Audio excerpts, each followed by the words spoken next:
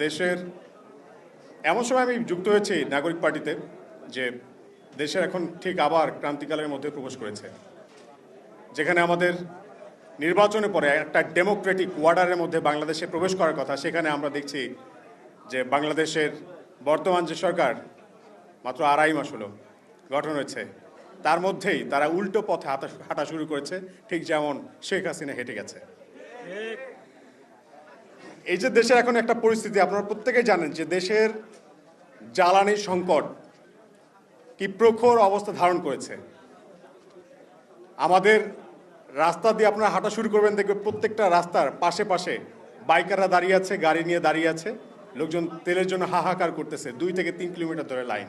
কিন্তু বাংলাদেশের বর্তমানে মন্ত্রী পরিষদের সরকার দলীয় যে সকল মন্ত্রীদের আমরা দেখছি, তারা যেভাবে মিথ্যাচার করবে বলছে যে সব কিছু একদম ঠিক আছে, শস্য শ্যামলা সুজলা সুফলা বাংলাদেশ, বাতাবি লেবুর বাম্পার ফলনের মতো আবারও আমরা একই রকম কাহিনী দেখতে পাচ্ছি।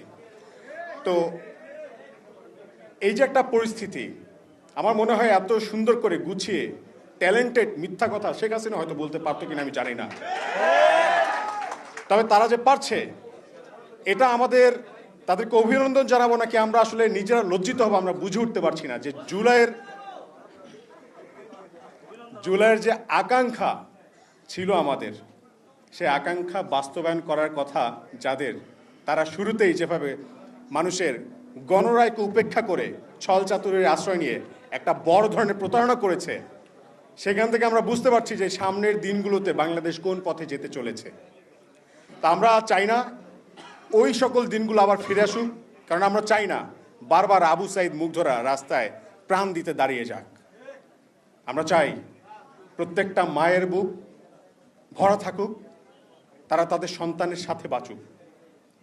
আমরা চাই না আমাদের কোনো ভাই হারাক, কোনো মা তার সন্তান হারাক হোক।